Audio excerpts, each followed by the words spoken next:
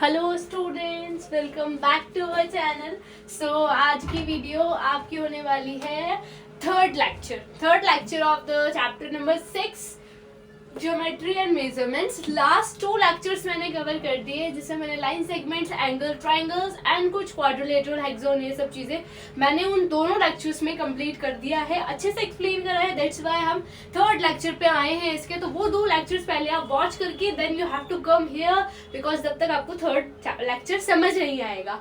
Okay, so third हम lecture में काफी कुछ पढ़ने वाले हैं। पहले 2 लेक्चर्स देखने के बाद अब इधर आइएगा, कंटिन्यू करिएगा। सो थर्ड लेक्चर है आपका पैरेलल लाइंस पढ़ने वाले। सबसे पहला टॉपिक है हमारा what is parallel line. So parallel line क्या होती है, आपने इससे पहले भी पढ़ी होंगी पैरेलल लाइंस, है नहीं पढ़ा तो देखते हैं। डेफिनेशन वाइज देखते हैं। The 2 lines are called parallel lines, मतलब कि 2 लाइंस को हम पैरेलल लाइन बोलते हैं। Sorry, AB and CD. If any two intersect of any point, do not intersect, यानी कि ये एक दूसरे को इंटरसेक्ट नहीं करती। इंटरसेक्ट का मतलब होता है काटती नहीं है, यानी कि इनके बीच में कोई तीसरी लाइन नहीं आती है, स्ट्रेट लाइन की तरह चलती चली जाती है। That's called the parallel line. Okay, and A and B, ये है इसका A, ये है इसका B। देखो एक लाइन, दोनों एक दूसरे को इंटरसेक्ट कर रही है, इंटरसेक्ट कर ही नहीं सकती। ये आगे जाके मैं कितना भी आगे ले जाऊं, मिलेंगे एक दूसरे से, इंटरसेक्ट करेंगी नहीं करेंगी। तो that's called the parallel line. Okay, next line में पढ़ते हैं पैरेललोग्राम क्या होता है। लेट्स सी हियर, हम पैरेललोग्राम अब पढ़ने वाले। पैरेललोग्राम क्या होता है? पैरेललोग्राम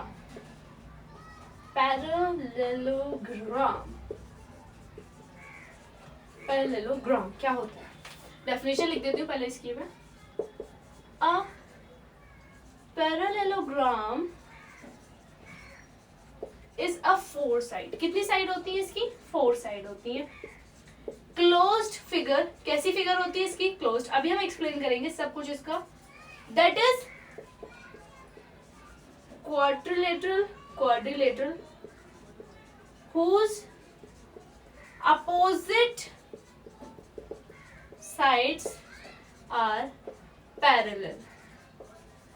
देखो एक दूसरे से कनेक्टेड होता है सारे पॉइंट्स। जिसकी फिगर होती है पैरेललोग्राम की, A B C D, आगे के पॉइंट्स अभी सब लिख देते हो, उसके बाद में सब कवर कराऊंगी आपको। एरिया पैरेललोग्राम का क्या होता है? पैरेललोग्राम को हम बेटा ऐसे भी लिखते हैं, अभी मैं दिखाती हूँ कैसे लिखेंगे।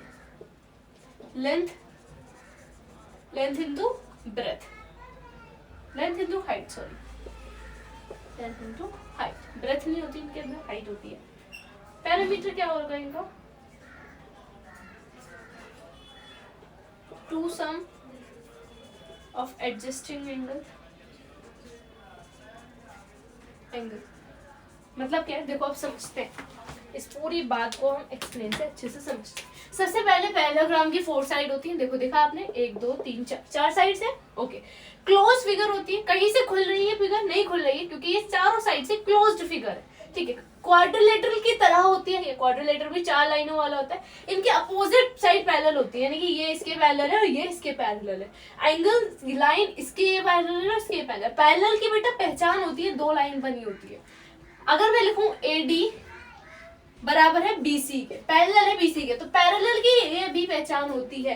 पैरेलल नहीं लिखते हैं तो पैरेलल की पहचान ये भी होती है। अब लेकिन पैरेललोग्राम है तो पैरेललोग्राम में भी पैरेलल साइड होनी चाहिए। तो अभी हमने जो पैरेलल लाइन पढ़ी थी वो इसी से मैच करती है। तो हर एक फिगर, हर एक पॉइंट एक दूसरे से मैच करता है। देखो area of parallelogram, length into height. हम कभी भी एरिया निकालेंगे इस पूरे इस फिगर का, तो वो लेंथ इनटू हाइट करेंगे। पैरामीटर जब भी निकालते हैं तो 2 एडजस्टिंग एंगल, यानी कि 2 एंगल का हम सम निकालते हैं। ये वाले 2 एंगल का हम सम निकालेंगे तो इसका एरिया पैरामीटर निकल जाएगा। आई होप पैरेललोग्राम समझ में आया होगा। अभी हमने पैरेलल लाइन पढ़ी, पैरेललोग्राम करा। थर्ड हम पढ़ेंगे रेक्टेंगल क्या होता है।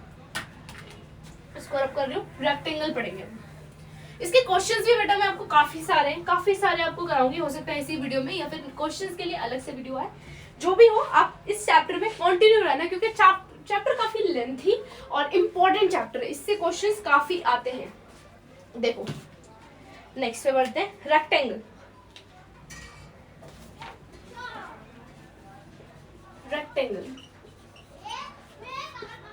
रेक्टेंगल के सबसे पहले डेफिनेशन लिख देते हैं। Rectangle is a parallelogram. ये भी एक पैरेललोग्राम की तरह है ना बेटा, 4 लाइंस होती है इसकी भी। Okay, in which all the angles are right angles। कितने एंगल्स? Right angles. ओके, देखो ये बन रहा है, it's a rectangle A B C D, इसकी भी 4 साइड्स है। अब इसका एरिया देखो बेटा, मैं भी सब एक्सप्लेन करूंगी आपको वापसी से। एरिया देखो, लेंथ इनटू ब्रेथ हो जाता है इसमें। पैरामीटर देखो बेटा, पैरामीटर की बात करूं तो पैरामीटर होता है 2l + b। ठीक है, अब देखो ये है क्या, 2 चीजें होती है रेक्टेंगल के अंदर, एक्सप्लेन कर देते हैं। सबसे पहले रेक्टेंगल है पैरेललोग्राम। पैरेललोग्राम की तरह क्यों है? क्योंकि इसकी भी 4 साइड्स है, which all are angle are right angle. इसके चारों एंगल एक दूसरे के बराबर है क्योंकि ये राइट एंगल्स है। अगर हम इसका एरिया निकालेंगे तो लेंथ इनटू ब्रेथ, यानी कि लेंथ और ब्रेथ की हम मल्टीप्लाई कर देंगे, और इसका पैरामीटर निकालने के लिए 2 रखेंगे क्योंकि 2 साइड्स है, और l + b कर देंगे। आई होप आपको रेक्टेंगल भी समझ में आ गया होगा। नेक्स्ट है हमारा स्क्वायर। क्या है? स्क्वायर। इसकी भी 4 साइड्स होती है ना, 4 साइड्स। रेक्टेंगल अभी तक समझ में आ गया होगा, स्क्वायर की भी कितनी साइड्स होती है? 4।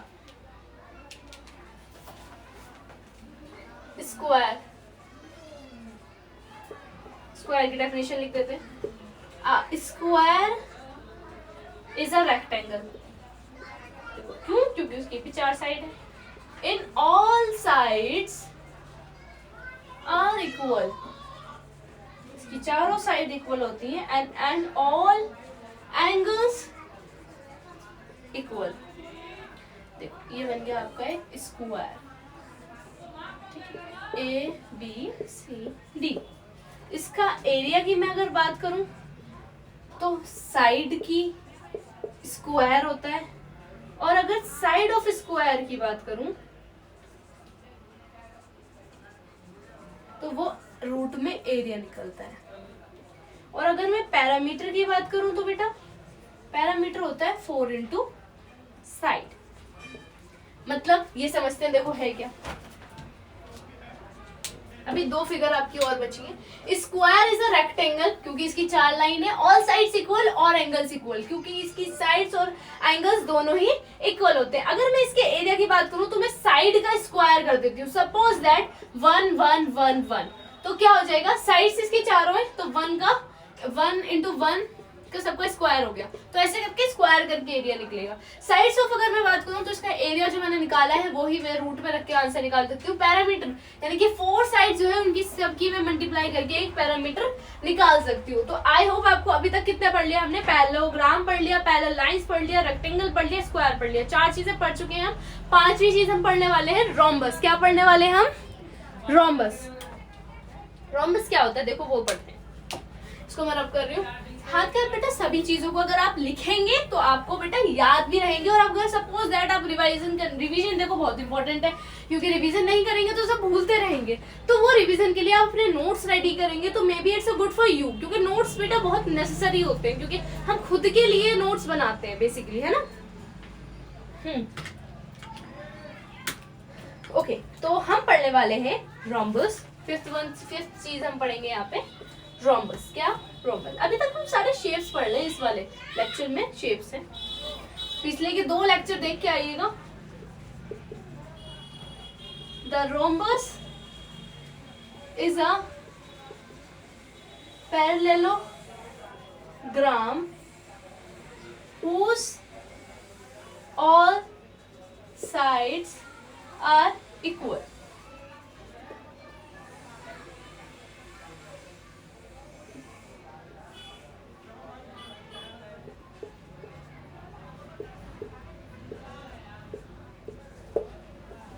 इसका area 1/2 d1 multiply by d2। इसका पैरामीटर 4 मल्टीप्लाई बाय साइड्स। देखो ये है क्या। रोम्बस एक पैरेललोग्राम है वॉलोग्राम जैसे इसकी पिक्चर बनती है, whose sides are equal, इसकी सिर्फ खाली साइड्स इक्वल होती है। क्या इक्वल होती है? साइड्स। एंगल मत लिखना, साइड्स इक्वल होती है ओनली। बेटा कंफ्यूजन देखो क्या होता है ना, काफी बार बच्चे ये एक ही शेप जैसे होते हैं तो वो साइड्स और एंगल या तो इक्वल लिख देंगे या अनइक्वल लिख देंगे, कंफ्यूज होकर एक ही साइड एक ही एंगल। ध्यान रखना कि इसकी सिर्फ साइड्स इक्वल होती है और इसका एरिया अगर हम निकालते हैं तो 1/2 d1 d2 पर मल्टीप्लाई करते हैं और पैरामीटर 4 साइड की मल्टीप्लाई कर देते हैं। तो लास्ट शेप है आपका वॉल्यूम, मतलब शेप नहीं है, वॉल्यूम निकालते कैसे हम, सारी फिगर की वॉल्यूम निकलती है तो वो वॉल्यूम हम कैसे निकालते हैं, उसका फॉर्मूला होता है, क्या क्या होता है, इसलिए कहते हैं ये सब चीजें लिखोगे तो फॉर्मूला लर्न रहेगा। इसमें मैंने बहुत इस लेक्चर में मैं आपको बताऊं कि इसी लेक्चर में सारे फॉर्मूले मैंने आपको बता दिए कि किसमें कैसे कैसे सब चीजें निकलती है, तो फॉर्मूला याद रखना। ओके, क्वेश्चंस आएंगे तो आपको ये पिक्चर्स में भी नहीं समझ में, पिक्चर नहीं बनी हुई आ सकती है सारे क्वेश्चंस में, आपको पूछ लिया जाएगा इसका पैरामीटर निकालो, तो पैरामीटर के लिए आपको पैरामीटर का फॉर्मूला याद होना चाहिए। तो नेक्स्ट है वॉल्यूम। क्या? वॉल्यूम 6th है, वॉल्यूम हम पढ़ने वाले हैं। वॉल्यूम की डेफिनेशन लिख देती हूँ। The volume of an object is the amount of space occupied by the object। जैसे कि अगर मैं फिगर बनाऊं तो क्यूब आपने सुना होगा, बना देती हूँ मैं इसकी भी फिगर, कोई बात नहीं। ये क्यूब होता है ना, ये क्यूब है। और अगर मैं क्यूबॉइड की बात करूं तो क्यूबॉइड और क्यूब में क्या डिफरेंस होता है कि बस ये ऐसे होता है, क्यूब छोटा होता है और क्यूबॉइड बड़ा होता है, ठीक है, क्यूबॉइड। और ये क्या है? सिलेंडर। क्या? इन सब की वॉल्यूम होती है सिलेंडर। देखो बेटा ये ध्यान से समझना बेटा, वाला बहुत ज्यादा इंपॉर्टेंट है। मैं अभी पहले लिख देती हूँ फिर आपको सब समझाती हूँ। वॉल्यूम ऑफ क्यूब, ठीक है, वॉल्यूम ऑफ क्यूब क्या है आपकी,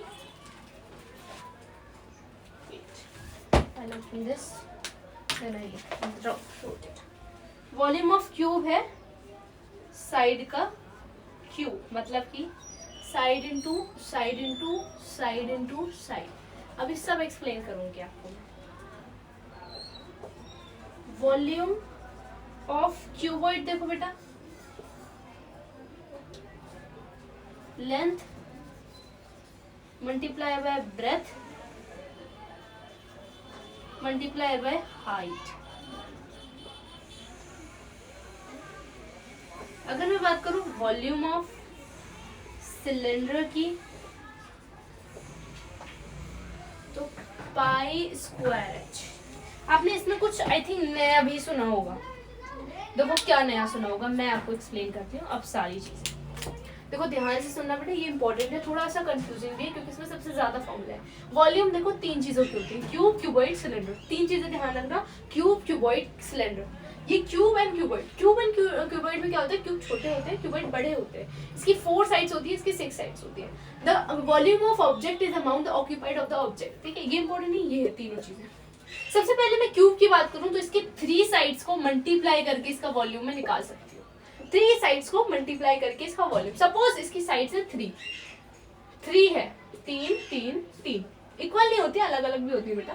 तो 3 का स्क्वायर अगर मैं कर दूंगी तो क्या आएगा, 3 का अगर मैं कर दूंगी, स्क्वायर खोलना आता है, मैं क्यूब खोलना मैं आपको बता देती हूँ। देखो क्यूब कैसे निकालते हैं बेटा, क्यूब बोल रखा है ना उसने, 3 इंटू 3 करूंगी तो 3 3 जा 9 और 9 3 जा 27। तो इसकी क्या आ गई वॉल्यूम, 27 आ गई, ठीक है। क्यूब ऐसे निकालते हैं, जो आंसर आया उसकी फिर 3 से मल्टीप्लाई कर देंगे। और वॉल्यूम ऑफ क्यूबॉइड की बात करूं तो उसकी लेंथ की मल्टीप्लाई होगी, ब्रेथ की होगी, हाइट की होगी। देखो लेंथ क्या है, लेंथ ये रही, ब्रेथ ये रही, नहीं देखो लेंथ ये रही, ब्रेथ ये रही, हाइट ये रही, 3 चीजें। तो तीनों चीजों की मैं मल्टीप्लाई कर दूंगी तब मेरी क्या आ जाएगी, क्यूबॉइड की। क्वेश्चन में आपको पूछेगा कि क्यूबॉइड की और क्यूब की बताओ, तो आप ध्यान रखना बस ये चीज, और ये भी वैल्यूज दे रखी होगी। वॉल्यूम ऑफ सिलेंडर हम निकालते हैं पाई आर स्क्वायर एच, मतलब आपको पाई की वैल्यू गिवन बेटा 2 ही होती है पाई की वैल्यू, या तो 22/7 या 3.14। तो क्वेश्चन में आपको बताई जाती है कि आप पाई की वैल्यू कौन सी रख सकते हो। अगर ये बताते हैं तो ये बताते हैं तो ये, ज्यादातर ये वाली होती है 22/7। सो इस आर मतलब रेडियस, क्या होता है आर? रेडियस। क्या होता है? रेडियस।